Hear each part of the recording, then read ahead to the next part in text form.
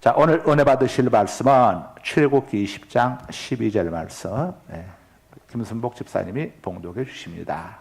내 부모를 공경하라. 그리하면 내 하나님 여호와가 내게 준 땅에서 내 생명이 길리라.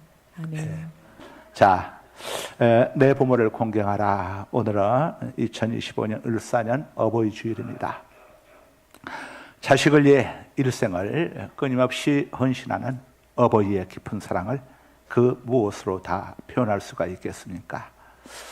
따라서 자신을 낳아주시고 길러주신 내 부모님을 공경하는 일은 자식으로서 너무나도 당연한 도리입니다. 오늘 본문은 이렇게 말씀을 하죠. 출애굽기 20장 12절 한 번 더 읽어주세요. 내 부모를 공경하라. 남의 부모가 아닙니다. 내 부모입니다. 그리하면 내 하나님 여호와가 내게 준 땅에서 내 생명이 길리라.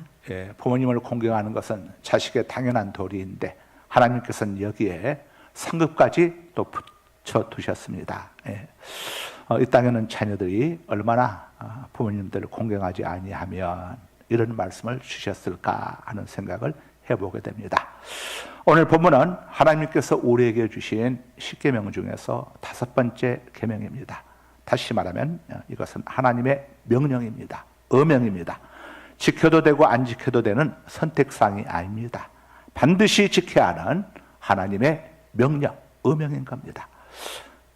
이 세상의 모든 부모님은 천사도 아니고 성자도 아닙니다. 그저 실수가 많은 연약한 인간일 뿐입니다. 그렇게 수많은 허물들이 있을 수밖에 없습니다. 우리의 모습을 돌아보면 알겠죠. 부모와 자식은 오랜 세월을 함께 살아가는 관계이다 보니까 차라리 남남이었으면 주지도 받지도 않았을 많은 상처를 부모로부터 받을 수 있습니다. 그래서 자녀된 이들의 마음속에 부모님에 의해서 핥혀진 상처 자국이 고스란히 그대로 남아있을 수가 있습니다. 부모님과 관련해서 기억하고 싶은 것보다는 잊어버리고 싶은 것이 더 많을 수도 있습니다. 하나님께서는 이 모든 것을 아시기 때문에 자녀된 우리에게 부모님을 존경하라, 사랑하라고 명령하지 않으시고 공경하라고 이렇게 말씀하셨습니다. 부모님을 존경하라면 나는 우리 부모님을 절대 죽어도 존경하지 못하겠습니다 하는 자녀들이 분명히 있겠죠. 또 부모님을 사랑하라고 하면 자식의 작은 그릇으로는 부모님을 사랑할 수 없는 자식들도 틀림없이 있을 것입니다. 그래서 하나님께서는 자녀된 이들에게 부모님을 사랑하거나 존경하라고 말씀하시지 않고 공경하라고 명령하신 겁니다. 왜냐하면 사랑하는 마음과 존경하는 마음이 없다고 하더라도 공경할 수는 있기 때문입니다. 우리가 이웃집 노인을 사랑하지도 않고 존경하지도 않지만 그러나 단지 나보다 더 오랜 인생을 살았다는 이유 한 가지만으로도 우리는 이웃의 노인을 공경할 수는 있습니다. 따라서 부모를 공경하라는 하나님의 명령은 자녀들에게 질 수 없는 무거운 멍에를 지우려는 것이 아니라 자녀들에 대한 하나님의 깊은 사랑에 배려하는 것입니다. 하나님께서 시내산에서 모세에게 돌판에 새겨진 10계명을 주실 때 그 돌판은 2개로 이루어져 있었습니다. 첫 번째 돌판은 하나님과의 관계에 대한 계명들이 기록되어 있었고 두 번째 돌판에는 사람과의 관계에 대한 계명들이 기록되어 있었습니다. 그런데 이 두 번째 돌판, 사람과의 관계에 대한 계명 중에서 가장 먼저 기록되는 계명이 제5계명, 바로 내 부모를 공경하라는 계명입니다. 다시 말하면 인간이 지켜야 할 계명 중에서 부모님을 공경하라는 계명을 하나님께서 가장 중요하게 여기신다는 의미입니다. 쉽게 말해 인간이 범한 죄 중에 가장 나쁜 죄가 바로 불효라는 겁니다. 우리는 도둑질한 죄, 또 사람을 죽인 죄, 또 간음한 죄, 또 이웃을 해하게 한 죄, 거짓 증거한 죄, 이런 죄들을 부모님께 대한 불효보다 더 크게 여기는데 성경은 하나님께서 가장 중요하고 무섭게 여기는 죄가 바로 불효라는 것을 우리에게 알려주고 있습니다. 하나님께서 자녀된 이들에게 무엇보다도 먼저 부모님을 공경하라고 명령하신 데는 그 많은 이유가 있습니다. 첫째, 부모님은 보이지 않는 하나님의 대리인이기 때문에 그렇습니다. 자, 창세기 17장 34절에 이렇게 말씀을 합니다. 에서가 그의 아버지의 말을 듣고 소리내어 울며 아버지에게 이르되 내 아버지여 내게 축복하소서 내게도 그리하소서. 아멘.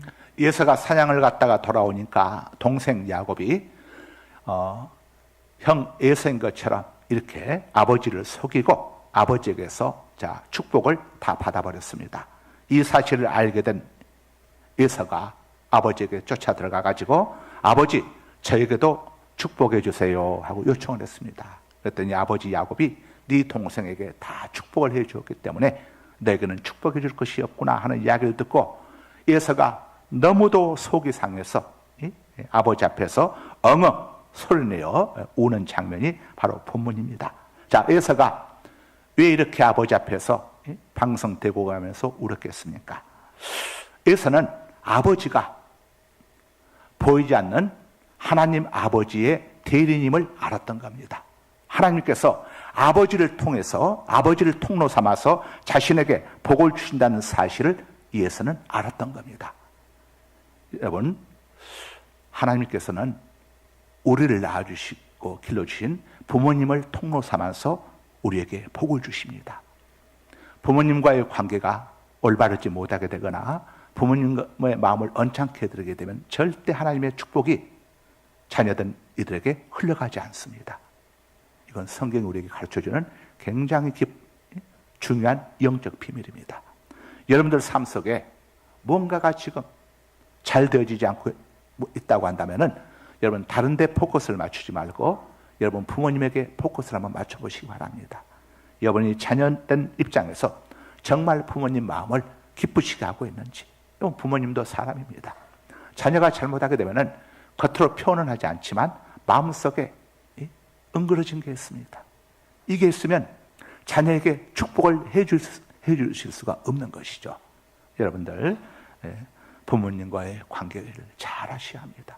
하나님은 예수 그리스도를 통로 삼아 우리에게 구원의 은총을 주신 것처럼 또 부모님을 통로 삼아서 땅에서 우리가 잘 되는 복을 우리에게 주시는 겁니다.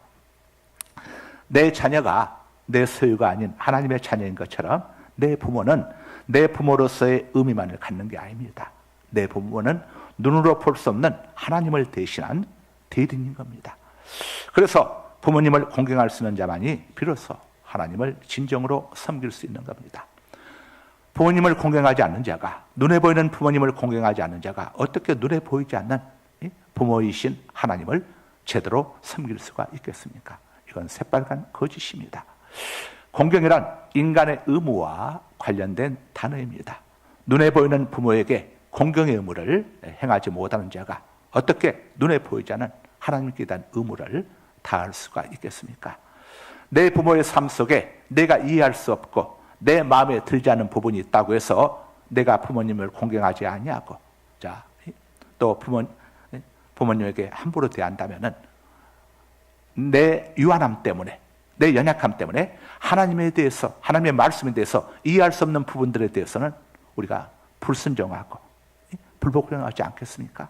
하나님으로부터 멀어질 수밖에 없는 것이죠. 이것이 하나님께서 부모 공경의 의무를 명하시는 첫 번째 이유입니다. 어떤 처지, 어떤 상황에서건 눈에 보이는 부모님을 공경할 수 있는 사람만이 눈에 보이지 않는 하나님에 대한 도리를 다할 수 있기 때문입니다. 여러분들, 자녀된 여러분들이 해야 할 가장 첫 번째 일은 우선 눈에 보이는 부모님을 공경하셔야 합니다. 부모님께 잘해드려야 합니다. 이것이 하나님과의 관계를 회복하는 축복의 통로가 되는 것입니다. 하나님께서 자녀된 이들에게 부모님을 공경하라고 명령하신 두 번째 이유는 자녀들의 생명이 부모님을 통해서 이 땅에 왔기 때문이죠. 마태복음 1장 2절입니다. 아브라함이 이삭을 낳고 이삭은 야곱을 낳고 야곱은 유다와 그의 형제들을 낳고. 아멘. 마태복음 1장은 예수 그리스도의 족보입니다. 1장 전체는 낳고 끊임없이 낳고라는 단어가 등장합니다. 부모가 낳지 아니하면 부모를 통하지 않고서는 이 땅에 올 수 있는 자녀는 아무도 없습니다. 특별히 우리는 이렇게 자유로운 대한민국 땅에 태어났습니다. 대한민국 땅에 태어났기 때문에 우리가 예수님을 구주로 영접하고 하나님을 섬기면서 이렇게 복된 신앙생활을 하며 살아가고 있습니다. 만약에 지금의 부모가 아닌 저 북한 땅에 있는 부모를 통해서 우리가 태어났다면 어찌 되겠습니까? 내 부모가 나를 이 자유로운 대한민국 땅에 태어나게 해주었다는 그 한 가지 사실만으로도 우리는 부모님께 대해서 감사를 드려야 합니다.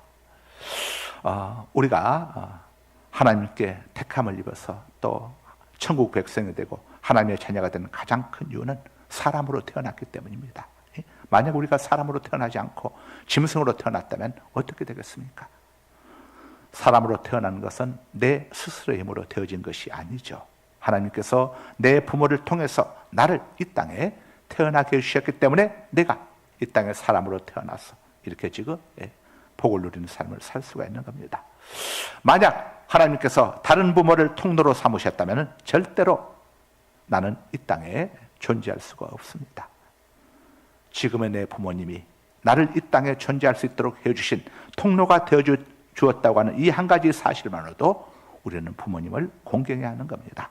자, 세 번째로 하나님께서 부모님을 공경하라고 명령하신 세 번째 이유는 우리의 생명이 부모님에 의해서 양육되어졌기 때문입니다. 자녀들이 홀로 서기까지 얼마나 많은 부모의 밤잠을 못 이루는 손길이 있어야 했는지는 우리들이 우리의 자녀들 키워봄으로 이미 알고 있고, 또 아직 자녀를 갖지 못한 자들은 앞으로 자녀를 갖게 될 때에 경험하게 될 것입니다. 우리가 우리의 자녀들 때문에 밤잠을 설치고도 하루 종일 아이에게 매여 있어야 하는 것과 똑같은 과정을 거쳐서 우리의 부모 역시 자녀된 우리들을 양육했습니다. 많은 자녀들이 지금의 자신들이 존재할 수 있게 된 것이 순전히 자신들 스스로의 수고와 노력 때문인 것으로 생각하고 있습니다. 그래서 자신들의 오늘이 있도록 배려해 주시고 헌신해 주신 부모님의 헌신과 고마움을 전혀 알지 못하고 있고, 또한 알려고도 하지 않습니다. 그러나 자녀된 여러분들은 여러분들이 홀로 서기까지 인내와 사랑으로 끊임없이 수고해 주신 부모님들의 지난날의 헌신을 결코 잊어서는 안 됩니다. 자, 우리 김순복 집사님이 좀 봉독해 주시기 바랍니다. 화면 보시고 또 잘 들으시기 바랍니다. 늙으신 아버지를 귀찮아하던 한 아들이 있었습니다. 아버지는 병들어 모든 걸 잊어버리셨습니다. 똑같은 말만 반복했습니다. 어느 날 아들은 병원 벤치에서 책을 읽고 있었습니다. 옆에 계신 아버지가 나무 위 새를 보시더니 갑자기 물으셨습니다. 저게 무슨 새냐? 아들은 힐끗 보고는 대답했습니다. 아버지, 저건 참새예요. 잠시 후 아버지는 또 물으셨습니다. 저게 무슨 새니? 아들은 인상을 찌푸리며 귀찮아했습니다. 말씀드렸잖아요. 참새라고요. 조금 지나 아버지는 계속 눈길이 가는지 다시 한번 물으셨습니다. 저게 무슨 새니? 아들은 책을 탁 내던지며 소리를 질렀습니다. 참새요. 참새라니까요. 몇 번을 말해야 알아들으시겠어요? 아버지는 깜짝 놀란 듯 멍하니 아들을 쳐다보셨습니다. 그리고 시선이 아래로 향하더니 더 이상 말이 없으셨습니다. 오래지 않아 아버지는 돌아가셨습니다. 아들은 아버지의 유품을 정리하다가 빛바랜 아버지의 일기장을 발견했습니다. 아버지의 젊은 시절 일기였습니다. 아들은 무심코 펼쳐봤습니다. 펼쳐보던 아들은 이내 손이 굳었습니다. 그 일기장엔 이렇게 써 있었습니다. 오늘 3살 된 아들과 공원에 갔다. 참새가 날아오더니 아들 머리 위 나뭇가지에 앉았다. 아들은 천진난만한 얼굴로 물었다. 아빠, 저게 뭐야? 아들아, 저건 참새란다. 잠시 후 아들은 내게 다시 물었다. 아빠, 저게 뭐야? 나는 웃으며 아들에게 대답했다. 아들아, 저건 참새란다. 아들은 고개를 끄덕였다. 그러더니 아들은 다시 내게 물었다. 아빠, 저게 뭐야? 나는 아들을 꼭 끌어안으며 대답했다.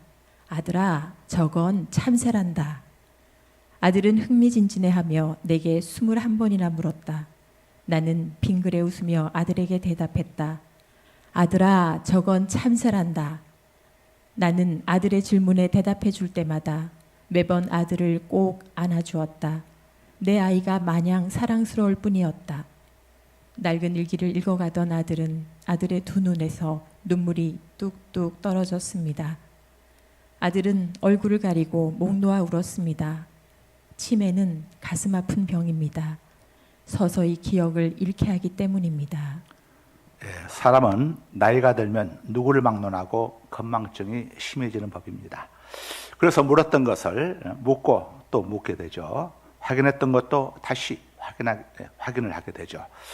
자녀된 여러분, 연로하신 부모님을 여러분의 자녀들처럼 대해 주시기 바랍니다.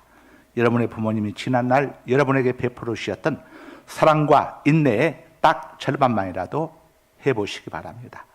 여러분이 홀로 걸을 수 있을 때까지 인내해 주신 부모님의 시간들, 여러분이 스스로 대소변을 가릴 줄 알 때까지 인내해 주신 시간들, 여러분이 말을 알아듣고 할 수 있을 때까지 인내해 주신 시간들, 여러분이 자립할 수 있을 때까지 뒷바라지 해준 시간들, 여러분이 결혼한 후에도 평생 동안 아낌없이 셈하지 않고 헌신해 주신 시간들, 자녀된 여러분이 여러분 부모의 그런 연약함을 불편해하며 부끄러워하고 귀찮아한다면, 그래서 늙고 연약한 부모님을 공경할 수 없다고 한다면, 그것은 여러분 자신의 생명과 삶을 스스로 못 오가는 것임을 잊어서는 안 됩니다. 자녀된 여러분은 지금부터 부모님을 공경해야 합니다. 부모님이 지금 살아있는 동안 부모님과 부모님의 모든 것을 인정해 드려야 합니다. 자녀된 여러분이 백발노인이 되었을 때에 가장 그리워할 사람은 그 누구도 아닌 여러분을 낳아주시고 길러주신 여러분의 부모님인 겁니다. 이것은 귀소 본능을 가진 모든 인간의 공통점입니다. 그때 부모님을 공경하지 못했음을 후회해도 아무런 소용이 없습니다. 그런데 많은 사람들이 안타깝게도 후회하게 될 그 길로 걸어가고 있습니다. 자, 마지막으로 하나님께서 부모님을 공경하라고 명하신 이유는 뿌린 대로 거두기 때문입니다. 심은 대로 거둔다는 것은 만고불변의 진리입니다. 그것은 하나님의 법칙입니다. 여러분이 사랑하는 여러분의 자녀가 먼 훗날 부모된 여러분을 어떻게 대하는지 알고 싶다면 여러분 부모를 대하는 지금 여러분의 모습을 살펴보면 됩니다. 여러분이 여러분 부모님을 못마땅해 하면 여러분도 자식으로부터 못마땅함을 당할 것입니다. 여러분이 말로만 효도하면 여러분 자식들도 여러분에게 말로만 효도할 것이고, 여러분이 돈으로만 효도하면 여러분 자식들도 그렇게 할 것입니다. 그러나 여러분이 이해와 공경심으로 부모님을 대한다면 그 공경을 고스란히 자녀로부터 되돌려받게 될 것입니다. 자녀된 여러분, 지금부터 겸손한 마음으로 여러분의 부모님을 공경해야 합니다. 그것이 여러분 자신과 더불어 여러분들의 자녀를 동시에 이해하는 일입니다. 자, 오늘 1절만 아까 불렀었죠? 우리 2절, 3절 함께 보도록 하겠습니다. 양동주 시인의 어버이 은혜 2절, 3절.